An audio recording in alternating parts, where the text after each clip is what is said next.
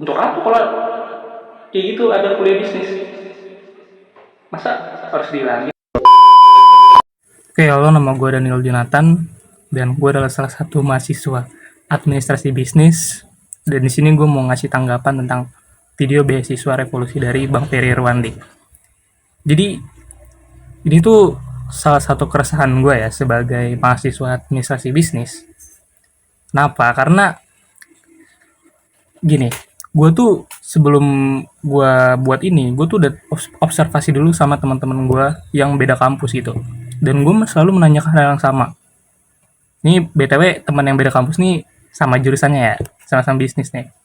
Dan gue nanya, sebenarnya dosen yang ngajar lu tuh punya bisnis gak sih? Gue tuh selalu nanya pertanyaan yang sama ke teman-teman gue. Dan mereka jawabnya apa? Kagak. Gue jujur gue apa ya? Gue di sini lumayan sebenarnya lumayan apa ya? Lumayan miris dikit sih, bukan miris, lebih ke menyayangkan.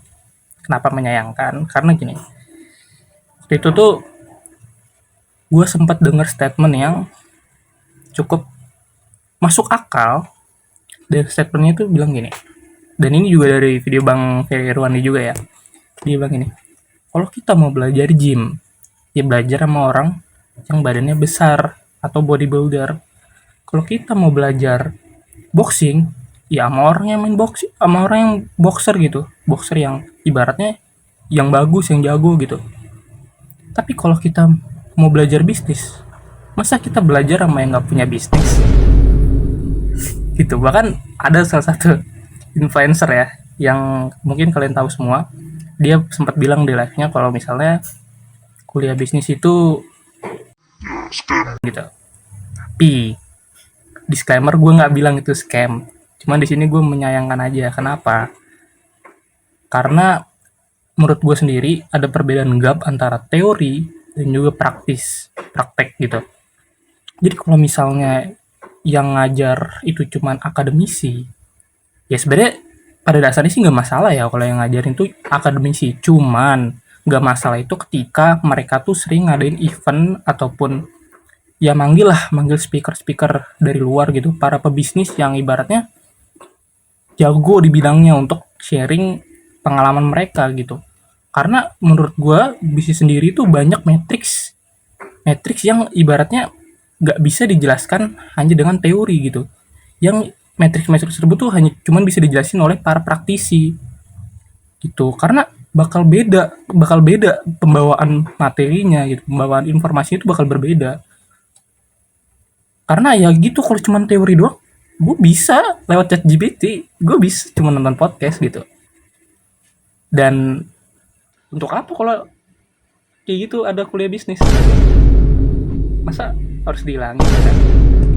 Jadi ini kritik gue ya, kalau bisa menurut gue sendiri nih ya, solusinya untuk hal seperti ini ya jelas dari sistemnya harus dirubah. Jadi untuk kualifikasi para dosennya at least pernah punya bisnis dan bisnisnya ya lumayan oke gitu. Karena ya kalau misalnya kita terus menormalisasikan hal ini bakal ngebuat kita ini stagnan gitu.